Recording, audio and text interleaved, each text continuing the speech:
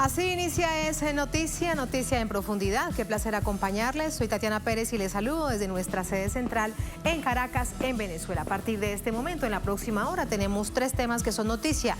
Como siempre, primero los desplegamos en titulares. Aquí están.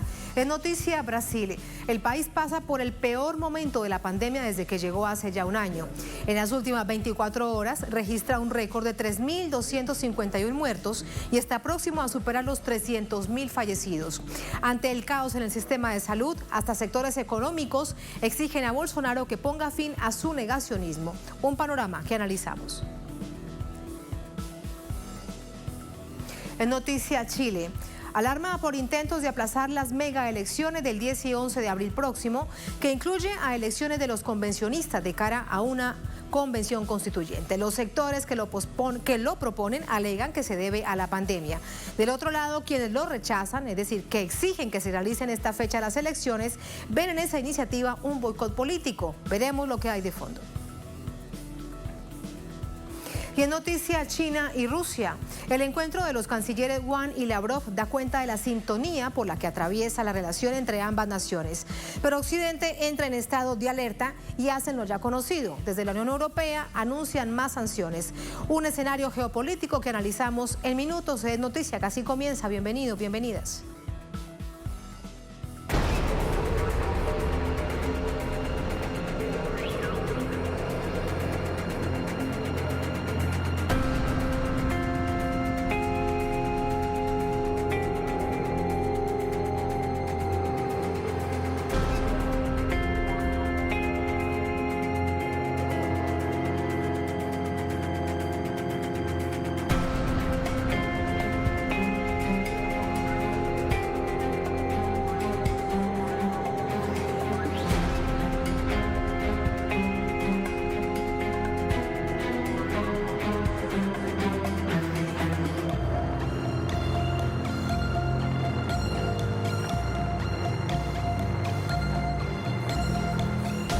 En noticia Brasil, el terrible aumento de casos de COVID-19 pone en peligro a países vecinos.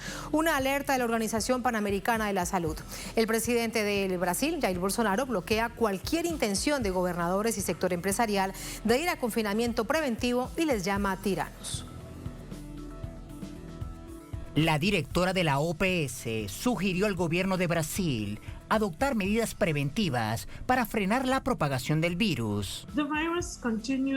El virus sigue aumentando peligrosamente en todo Brasil. Los casos y las muertes están aumentando y la ocupación de las unidades de cuidados intensivos es muy alta en muchos estados.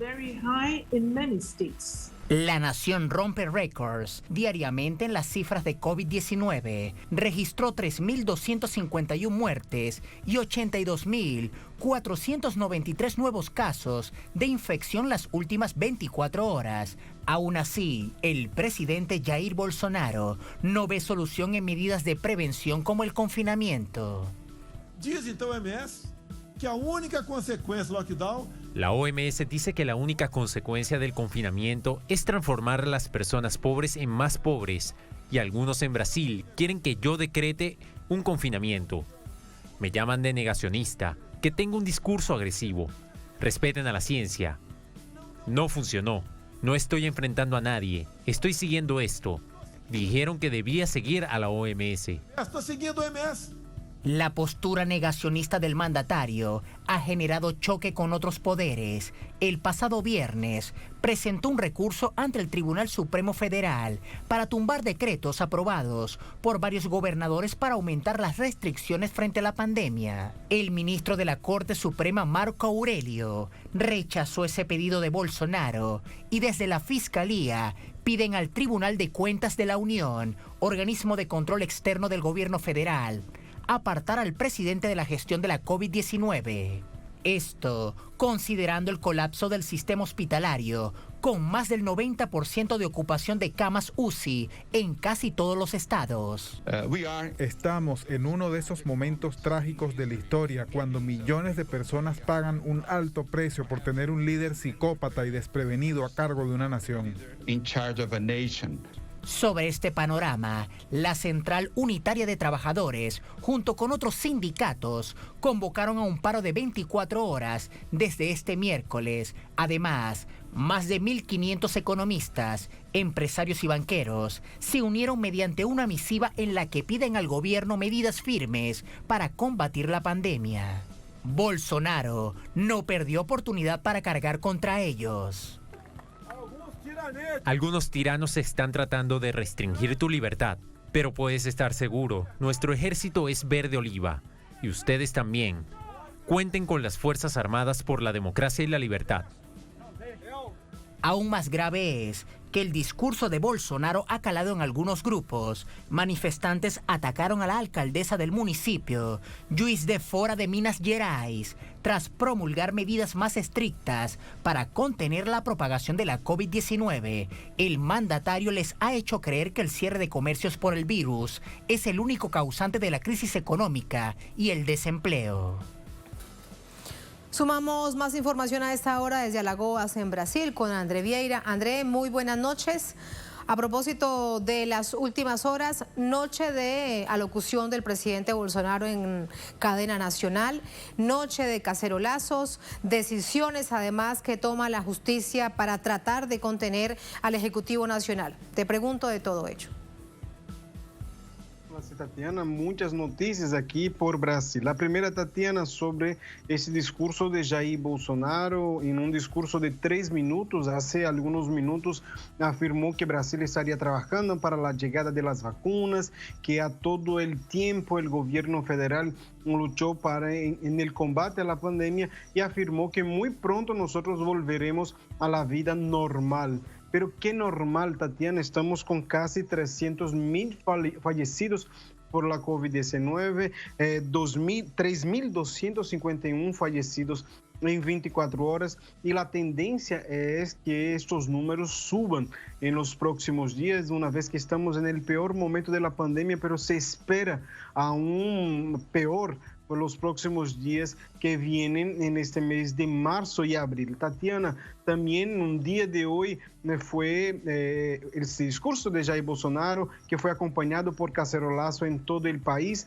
También se realiza en el mismo día que Lula da Silva gana una nueva batalla en la Corte Suprema de Brasil, y la Corte Suprema dictó que el ex juez que condenó a Lula da Silva, Sérgio Moro, actuó de forma parcial, o sea que anuló las decisiones de este juez, y Lula da Silva otra vez refuerza su defensa en defensa de su inocencia, para probar su inocencia, y ahora con este fallo se legitima, la justicia da un fallo, autoriza que Lula da Silva esté otra vez libre de las condenas y anula las decisiones contra Sérgio Moro, quien fue considerado sospechoso en el caso de Lula da Silva, y ahora fue suspendida todas sus decisiones contra Lula da Silva. O sea que Lula, que ya había recuperado sus derechos políticos desde el 8 de marzo con una decisión que había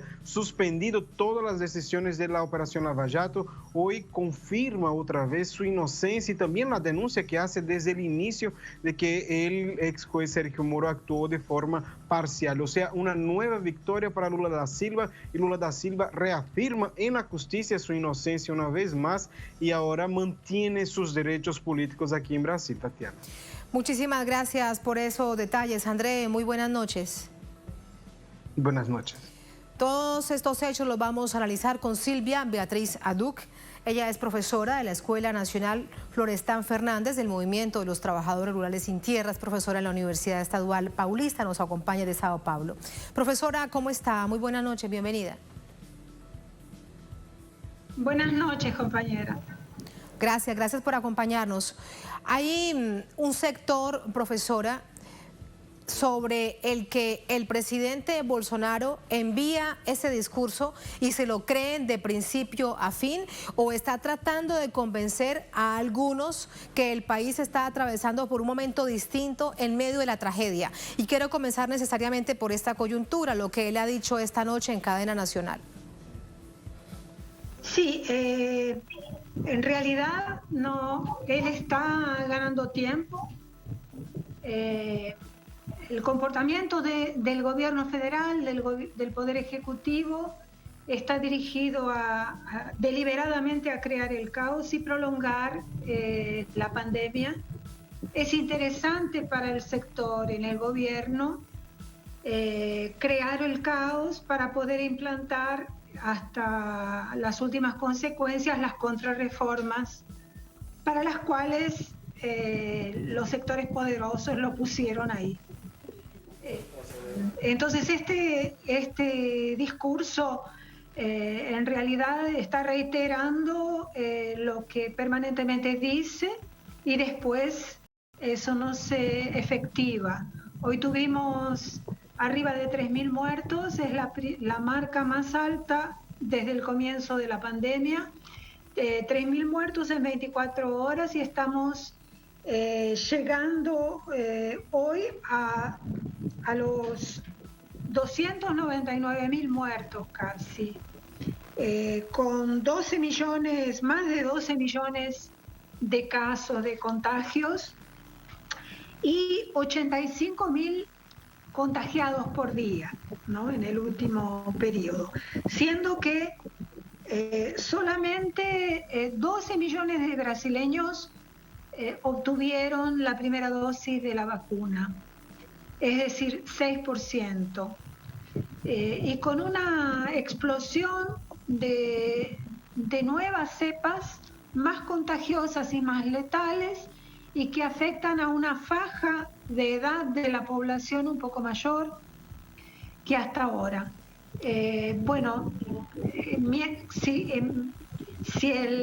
la velocidad de la vacunación es más lenta que la velocidad del contagio, lo que puede ocurrir es abrir espacio y propiciar el fortalecimiento de nuevas cepas, de mutaciones mucho más resistentes, por ahora no resistentes a las vacunas que están en circulación, que están siendo usadas, pero...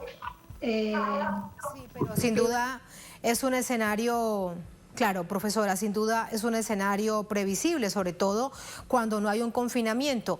Pero en medio de todo esto sí hay algo que llama la atención y es el comunicado que emiten sectores económicos, comerciantes, fabricantes. Es decir, hay parte del sector económico que está muy preocupado por la situación. Demasiado tarde, porque ahora, ¿qué parte de esos sectores acompañaban hasta hace unos días al presidente Bolsonaro?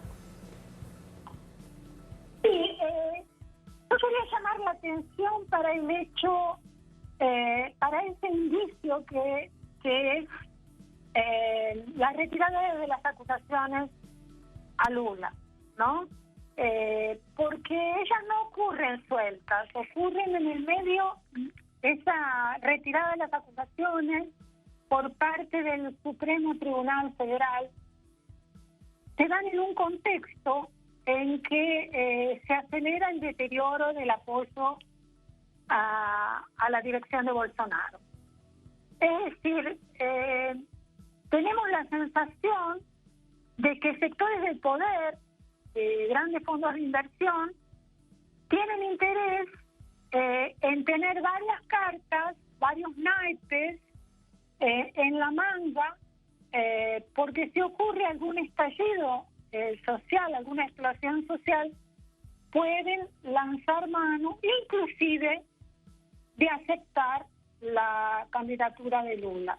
Y entonces están actuando en esa, digamos, teniendo a mano esa posibilidad. Además, en el día en que las acusaciones fueron retiradas, lo que ocurrió es que Lula hace un discurso que fue transmitido por todos los grandes medios, es decir, funcionó en la práctica, un discurso de más de 2 horas, que funcionó en la práctica como si fuera una especie de cadena nacional.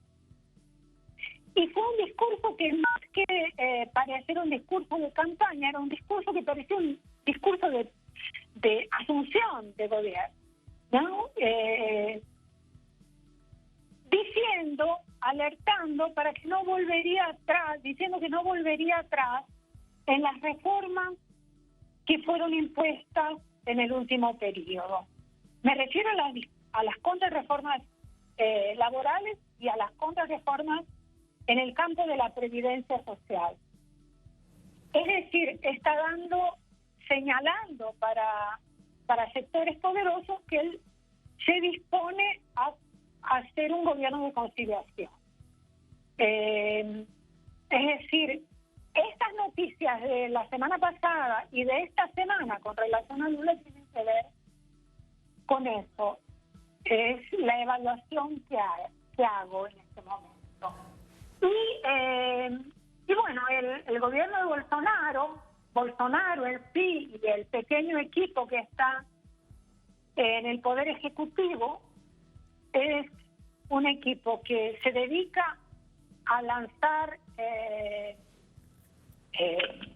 informaciones contradictorias, caóticas, mentiras, como las de hoy, ¿no? En que anuncia que el gobierno, no sé si ustedes ya contaron eso, pero en cadena nacional, a las 8:30 más o menos, hora de Brasilia, Bolsonaro trató de tranquilizar a la población diciendo que este año, en 2021, habría vacunas para toda la población, que habría 500.000 vacunas.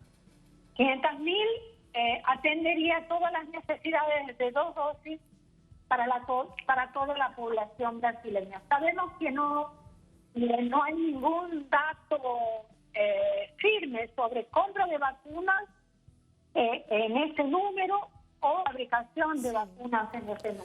Sobre todo cuando de manera permanente se le ha criticado que no hay un plan de vacunación. Bueno, la situación con el Ministerio de Salud y los encargados de la cartera también ha sido público y notorio. Ahora, ¿qué tanto pesa, profesora, en medio de todo eso que usted nos explica con detalle, el uso político que se está dando de una situación tan lamentable, esta disputa que hay con los gobernadores, aquellos gobernadores que deciden tomar decisiones como por ejemplo hacer cuarentenas radicales, un presidente que se opone y una justicia que debe intervenir? Sí. En realidad hay mucho de teatral en el comportamiento de esos gobernadores que son de la derecha, porque Bolsonaro es la ultraderecha, ¿no? Entonces no son ni siquiera de centro derecha, son gobernadores de derecha que disputan quién se va a quedar después cuando Bolsonaro sea fritado, sea quemado como un fusible que está ahí justamente para generar el caos y permitir que en la distracción se puedan imponer los nuevos marcos legales necesarios para la integración de estos territorios a las cadenas extractivistas de la manera más, con las mejores condiciones para los fondos internacionales de inversión. Entonces, esas direcciones están de derecha, están disputando, digamos, el expolio, la herencia, quién se queda después con la gestión del país. Pero hay mucho de teatral en esos lockdowns, porque, por ejemplo, hay una presión muy grande por parte del sistema educativo privado, del sistema escolar y privado. Hay una presión gigantesca para que el lockdown no sea completo. Y también los sectores vinculados al comercio. Realmente este proceso ha llevado a la quiebra a muchas empresas y sobre todo a sectores del comercio, sectores más bajos, menos ricos, y sectores medios. Claro que las grandes cadenas de comercio, aún al por menor, están cubiertas, ¿no? pierden menos y tienen posibilidades de desplazar las inversiones temporariamente para jugar a la ruleta financiera, a hacer otro tipo de aplicación.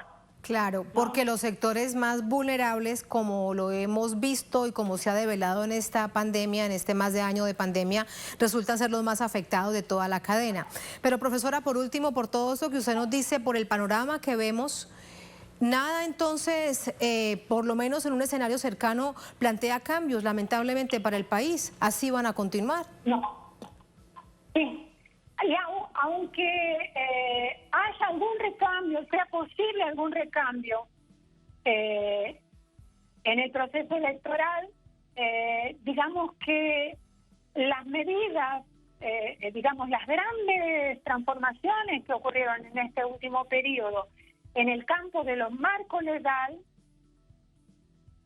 para el funcionamiento del capital, para las inversiones del capital, digamos que esas transformaciones están blindadas. Y se le va a exigir a cualquier gobierno, más a la derecha, menos a la derecha, más al centro, inclusive del centro izquierda, se les va a exigir un compromiso con esos cambios. Mientras tanto, y lo más interesante, a mí me parece sin duda que lo más interesante de todo esto, de este momento en Brasil, son las iniciativas populares como estrategias de sobrevivencia que se realizan al margen de los grandes circuitos del mercado dominado por el capital. Hay grandes redes locales, grandes pero locales, de solidaridad, mutualidad y de precio justo. Sobre todo redes en las cuales las protagonistas son las mujeres, tanto productoras rurales como mujeres amas de casa que se organizan para el consumo, para que el consumo se realice en esos circuitos cortos de comercio y triangulaciones de donación, trueque y, como dije, precio justo. Esa es una experiencia riquísima que está siendo tratada como contingente, es decir, frente a la adversidad, cómo sobrevivir nosotras y nuestras familias. Pero esta práctica tiene mucho de, digamos, de experiencia estratégica. Para las compañeras y los compañeros de Venezuela, por ejemplo, yo llamaría la atención para las experiencias de las comunas rurales y los corredores comunales y los vínculos entre comunas urbanas y comunas rurales, por ejemplo. O las experiencias que en Ecuador realizan las comunidades indígenas para sustentar y reproducir la vida aún en esta situación, sin depender del Estado y sin depender de los grandes mercados controlados por el capital.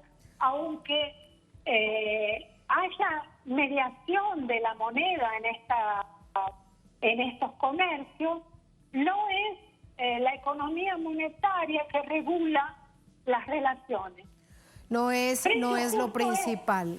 Claro, no es lo principal. Me recuerda usted algo con esta experiencia que nos está contando, y es que en medio de las adversidades, mientras haya vida, hay esperanza.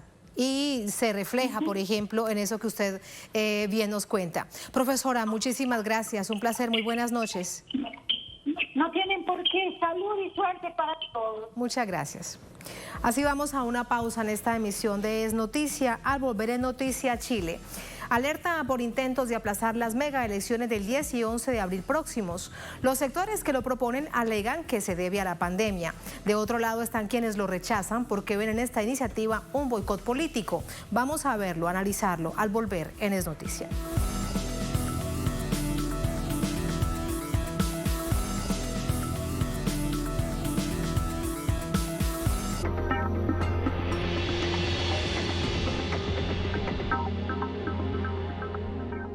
El deporte no es solo lo que ves. No todo es triunfo. Competencia va más allá. Disciplinas que transforman, emocionan, trascienden y se adaptan a la realidad de quien la vive. Deportes Telesur. En sus 2 emisiones, de lunes a viernes. Solo por Telesur.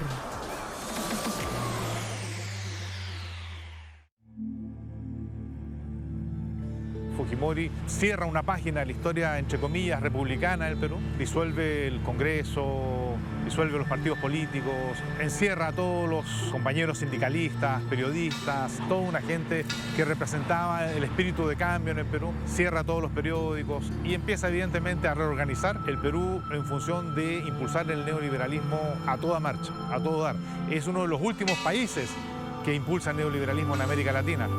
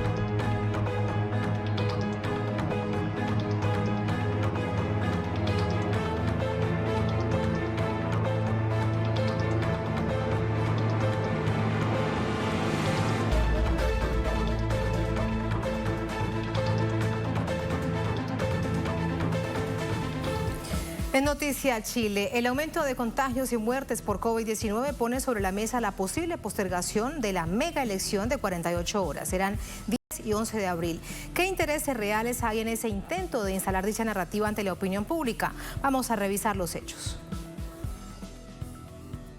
La agudización de la crisis sanitaria producto de la pandemia del nuevo coronavirus abre el debate sobre un hipotético cambio de fecha para la jornada comicial donde serán escogidos 155 convencionales constituyentes, 16 gobernadores regionales, 345 alcaldes y 2.552 concejales. La postura del gobierno, liderada por el ministro de Salud Enrique París, defiende hasta el momento la realización de los comicios en la fecha pautada.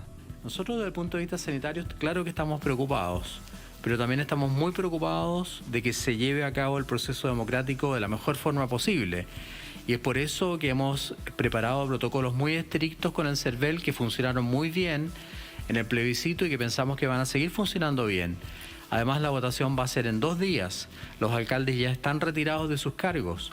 Muchos de los candidatos han gastado gran parte de su dinero para la propaganda política y los partidos también. Por lo tanto, no es fácil llegar y postergar la elección.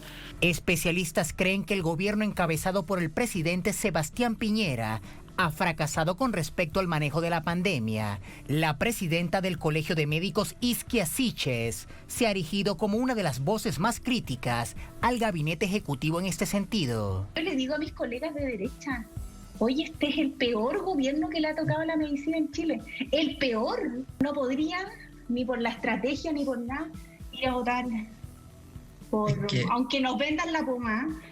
No, creo que ha sido nefasto. De acuerdo a la encuestadora Cadén, 62% de los chilenos apoya una hipotética postergación de las elecciones, al tiempo que al menos 61% comparte volver a una eventual cuarentena total. Previo a las medidas de aislamiento en respuesta a la expansión de la COVID-19, el país se encontraba en pleno auge de movilizaciones populares que iniciaron el 18 de octubre de 2019 como consecuencia de un aumento en las tarifas de transporte subterráneo y que se canalizaron en torno al planteamiento de una Asamblea Nacional Constituyente aún por realizarse. Chile ha sido uno de los países de América Latina más golpeados por la COVID-19. Para la noche del martes, se habían reportado oficialmente al menos 942.950 contagios y más de 22.380 muertes a causa del virus. Más información a esta hora desde Santiago con nuestra corresponsal Paola Dragni. Paola, muy buenas noches. Y en todo esto destaca que Chile avanza también en un plan de vacunación. Sin embargo, no se refleja ante el número exponencial de personas con el virus cada día. ¿Cómo estás, Tatiana? Un gusto saludarte. Buenas noches. Así es, tenemos casi ya 5 millones de personas que han sido inmunizadas y hasta ayer la cifra diaria de contagios era de 7.000. Hoy, extrañamente, bajó 2.000 a 5.000 personas contagiadas, pero lo cierto es que esto nos demuestra que no basta solamente la vacuna. Es un virus que, como lo hemos conversado en otras ocasiones, desafía los modelos económicos donde el individualismo definitivamente no sirve, porque la vacuna inmuniza, es cierto, pero no de forma total, solo para que la gente no enferme gravemente, y eso es un poco también lo que está pasando. Si uno ve las cifras de estos 5 millones de personas se han inmunizado, las personas más adultas, hay que recordar que el plan de vacunación justamente partía por aquellas personas de mayor edad. Por ejemplo, las personas de mi edad, 40 años, todavía no estamos en el plan de vacunación porque es paulatino, y es justamente el rango etario que hoy día está en más problemas de salud, con hospitalizaciones graves, intubaciones, y que tiene ya prácticamente las camas UCI agotadas. Así es que el modelo chileno que justamente da cuenta de esta competencia internacional por tener la mayor cantidad de vacunas, por vacunar rápidamente a la gente. Si no se piensa en colectivo, en comunidad, en sociedad, lo cierto es que estamos como estamos. Y este jueves, Tatiana, 7 de cada 10 chilenos estará definitivamente en una cuarentena total y absoluta. Esto significa que ni siquiera habrá un permiso para salir a comprar durante el viernes, sábado y domingo. Van a ser 3 días de la ausencia total de permiso, y a partir del lunes cuarentena total con solo 2 permisos posibles a la semana para justamente compras básicas, insumos o ir al médico. Esto es por una semana en prácticamente toda la región metropolitana, que es la capital de Santiago y las zonas rurales aledañas, pero cuando uno ve el mapa, nuevamente ve el sesgo de clase, Tatiana, porque las 3 o 4 comunas del barrio Alto, del barrio Oriente, acá más acomodado, no están en cuarentena, sino que el resto de la ciudad de forma completa. Nuevamente, este sesgo de clase que la pandemia del coronavirus nos enrostra tan dolorosamente en la cara. La discusión respecto de las elecciones, lo cierto es que todavía no se termina. Mañana pueden haber sorpresas. Ayer, de hecho, Tatiana, fue tan fuerte el rumor que hubo algunos medios internacionales que ya estaban dado por hecho esta posibilidad de que se suspendiera las elecciones del próximo 10 y 11. De hecho, esa es la alerta. ¿Qué es lo que está pasando para entender realmente si es que hay una iniciativa formal o es que es parte de un intento de instalar una narrativa y ver cómo actúa, cómo reacciona la opinión pública? Es un asunto que vamos a analizar. Paola, gracias. Muy buenas noches. Buenas noches. Buenas noches. Con Máximo Quitral, doctor en Ciencias Políticas, académico en la Universidad Tecnológica Metropolitana, nos acompaña desde Santiago. Profesor Quitral, ¿cómo está? Muy buenas noches, bienvenido. Gracias por la invitación a conversar con usted.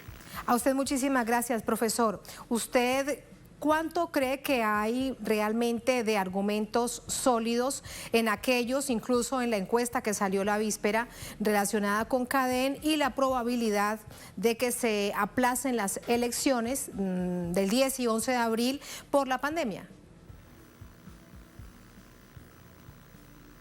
Es que si los argumentos son estrictamente sanitarios, creo que están las condiciones para una modificación de las fechas de elecciones y, por cierto, posponer las que se vienen en los próximos días.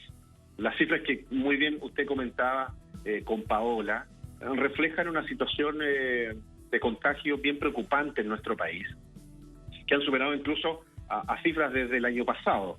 Entonces, en ese escenario, conviene replantearse si es posible realizar las elecciones tal como se estaban programando.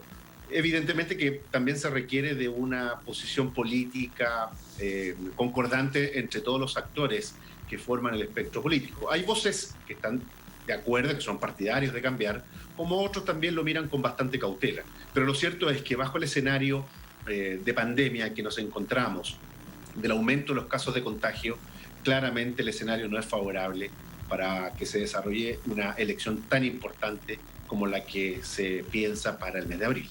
Sí, en todo caso hay otras naciones de América Latina que en tiempos de pandemia y también del mundo, en tiempos de pandemia han ido a elecciones con todas las medidas de bioseguridad y ha sido posible salir adelante. De allí que se presente la suspicacia en si hay un uso político de pretender aplazarlas por una razón netamente política. O sea, siempre van a existir posiciones en esa dirección, pero claro, tal vez si hubiésemos tenido un escenario de pandemia inferior a lo que se está observando, los argumentos no tendrían mucha fuerza producto de que estarían dadas las condiciones. Recordemos que el año pasado, cuando se efectuó esta consulta para transformar y cambiar la Constitución, no tuvimos ningún tipo de problemas porque había cierto control, entre comillas, de la pandemia y se habían tomado ciertos resguardos. Pero el escenario actual es muy distinto, hay nuevas cepas, la vacunación no ha contenido el alza de los contagios y evidentemente que por lo menos desde el punto de vista epidemiológico hay actores, hay especialistas que han mencionado la posibilidad de postergar las elecciones, más allá de la cuestión política, más allá de si hay o no un interés distinto en esta alteración del calendario. Pero lo concreto es que hay una situación pandémica muy preocupante en nuestro país y que eso también puede ser perfectamente un argumento válido para aplazar las elecciones de abril. Ser un factor decisivo en tal caso. El gobierno, de hecho, ha dicho que no lo piensa, sobre todo cuando estamos hablando que por primera vez se realizan en 2 días todas estas cantidades de elecciones. ¿Es posible que con toda la organización que esto implica, 48 horas de un proceso electoral pueda aplazarse, profesor?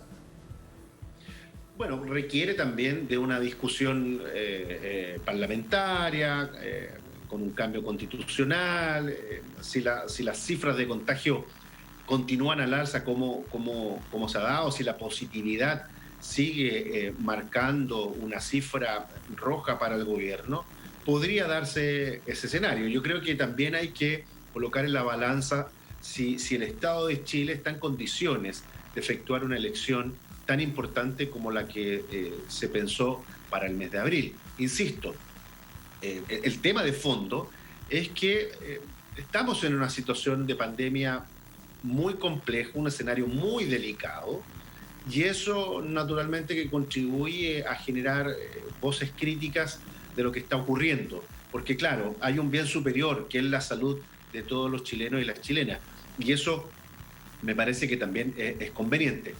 Pensarlo, discutirlo, analizarlo, porque insisto, si bien Chile se ha destacado en términos de vacunación, esto no ha logrado contener el alza de los contagios, incluso, aunque suene majadero, siendo superior a los contagios que ocurrieron en el año 2020. Sin duda, teníamos de hecho las cifras y las conversábamos con Paola, es que es una situación muy compleja, aunque a nivel internacional se valore el esfuerzo que ha hecho Chile por vacunar a la población, pero no se compadece con la cantidad de contagios diarios.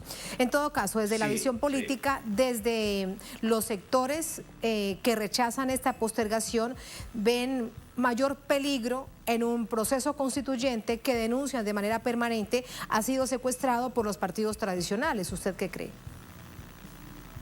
Bueno, creo que lo conversamos en un momento determinado, Tatiana, y yo indiqué que se iba a producir ese fenómeno donde los partidos políticos tradicionales o hegemónicos iban a intentar hegemonizar la discusión, atrapar el proceso, y creo que eso es lo que hemos estado observando en el último tiempo. las fuerzas políticas independientes, los candidatos y las candidatas independientes no han tenido una mayor exposición frente a los medios de comunicación, han sido invisibilizadas a muchas candidaturas y, por cierto, que están en desventaja en el escenario competitivo con los partidos tradicionales. Y, por tanto, también son voces que hay que atender porque no cuentan con los recursos necesarios, no tienen los recursos humanos suficientes como para afrontar un proceso electoral. En muchos casos ya han agotado sus recursos y eso también no es positivo para el proceso democrático que se ha visto. Si bien el CERVEL, que es el organismo encargado de ejecutar las elecciones, ha hecho una distribución de los locales de votación para cautelar que haya cierto control de los contagios, todavía está esa sensación de inseguridad y hay una opinión pública que no ve con malos ojos aplazar las elecciones. Pero entendible también la posición de los candidatos independientes. Pero el escenario, insisto, el escenario es muy complejo para la situación que estamos discutiendo.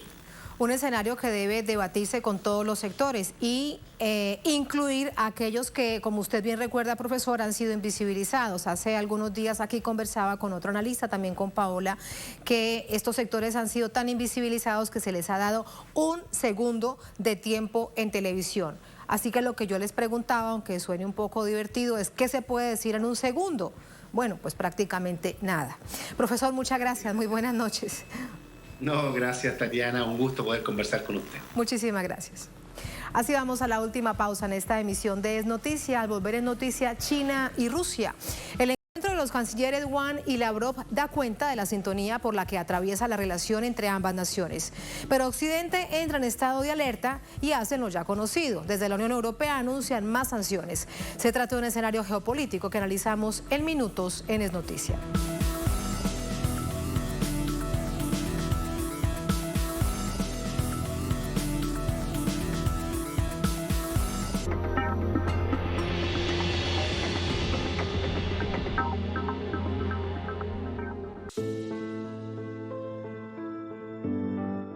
बजे से लेकर सुबह 5 बजे 6 बजे तक काम करते रहते थे, फिर सोते थे 5 बजे से 1 बजे तक, वहाँ पे मारते वारते थे खूब। बोलते हो मैं भी तो इंसान हूँ ना, मैं भी एक छोटा लड़की हूँ, कोई अफसोस करो मेरी बातों पे, मेरे शक्ल पे और मुझे ऐसे बोलो। সেই দিন রাতে আমাকে এক দুজনের কাছে বিক্রিও করে দেয়, ওখান থেকে খেতেও পারছিলাম না, এমনকি পেটটাও করতে পারছিলাম না, বাথরুমও করতে পারছিলাম না।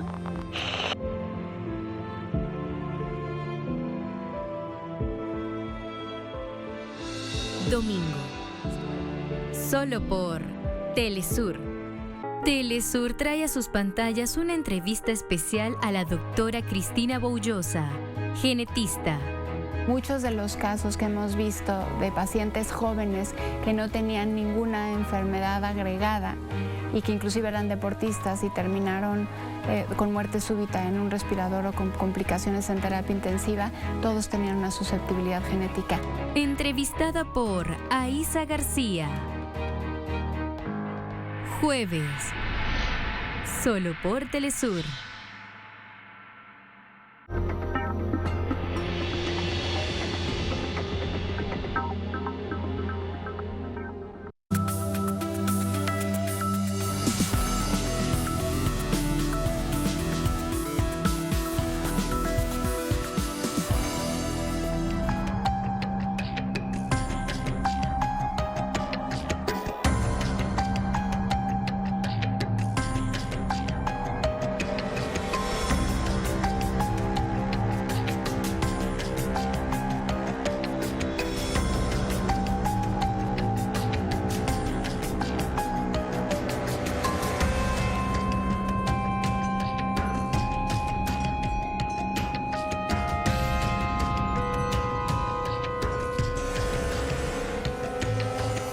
En noticia, China y Rusia finaliza el encuentro bilateral entre las dos potencias con propuestas que hacen frente a las hegemonías occidentales.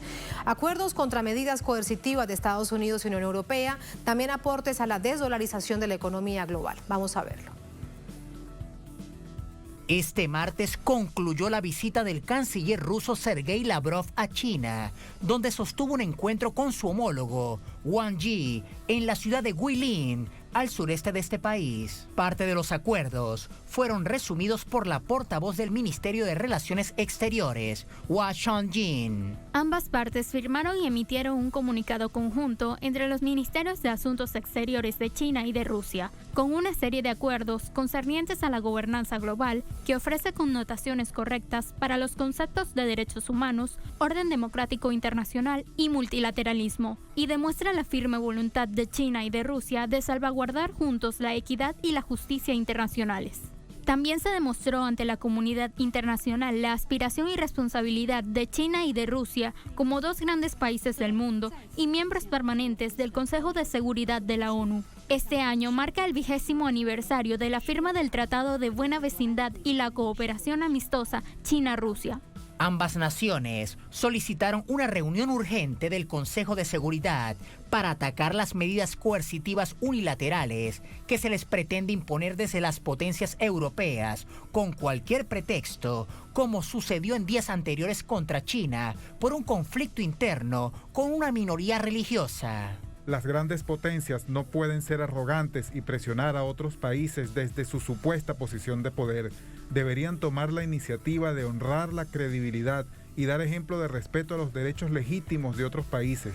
No interferir sin sentido en los asuntos internos de otros países utilizando sus propios estándares o buscando cambios de régimen usando la democracia y los derechos humanos como pretexto. De esta manera, China y Rusia avanzaron en acuerdos económicos bilaterales en el marco de las vacunas contra el COVID-19 como uno de los temas más importantes del encuentro y avanzan en la desdolarización de sus intercambios comerciales, algo que, en palabras de Lavrov, es la verdadera razón por la cual Estados Unidos agrede con ultimátums, sanciones y coerción. Nosotros contamos con nuestros propios sistemas de transmisión de datos financieros. Tal y como sabemos, nuestras respectivas autoridades financieras, oficinas financieras, los bancos centrales, están por expandir la aplicación de estos sistemas. La relación entre China y Rusia se ha fortificado en los últimos 5 años, logrando en 2020, por primera vez en la historia, una reducción por debajo del 50% de la cuota de uso del dólar en el comercio bilateral, en beneficio directo del yuan y el rublo, según reseñó este martes el portal Sputnik. Vamos a seguir revisando algunas de las principales declaraciones que se daban después de este encuentro de varias horas entre los cancilleres de estas potencias, de Rusia y de China. Lavrov, por ejemplo, decía algo que resulta muy importante sobre estas relaciones y el momento, además, histórico que se está viviendo. Él decía que está convencido que Moscú y Pekín harán todo para mantener en buen resguardo estas relaciones diplomáticas ante las amenazas por parte de naciones inamistosas. Como todo en términos diplomáticos, no se especificaba en quién, pero evidentemente se conoce que quien de manera permanente sanciona de manera ilegal además a Rusia y a China es Estados Unidos y en las últimas horas la Unión Europea también en contra de China. Él además decía algo bastante interesante con relación a este encuentro. La relación de Rusia con China es hoy en día mucho más dinámica que con la Unión Europea por culpa del bloque comunitario. Dijo allí que al término de esta reunión, la relación con la Unión Europea como organismo es inexistente. Es este el panorama en el que da cuenta precisamente este encuentro entre ambas naciones.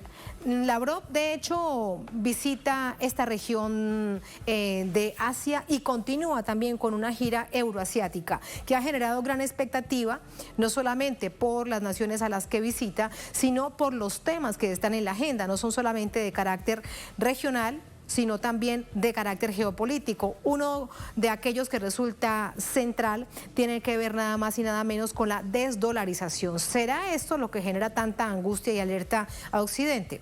Vamos a preguntárselo a Miguel Jaimes, doctor en Ciencias Gerenciales, magíster en Ciencias Políticas, experto en Geopolítica. Profesor Jaimes, ¿cómo está? Muy buenas noches.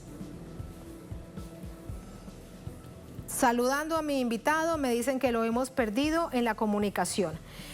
conversamos a ver si alcanzamos con el profesor Jaime. Nos quedan unos minutos de programa para analizar este asunto que resulta fundamental en términos geopolíticos. Se trata además de un encuentro que ha generado gran expectativa en distintas partes del mundo, en dependencia de qué país se encuentran cada uno de los medios de comunicación que así establecen todos estos titulares. Pero les hablaba de la desdolarización, les hablaba además del pago de todo el sistema comercial entre todas estas dos potencias a través de su moneda local.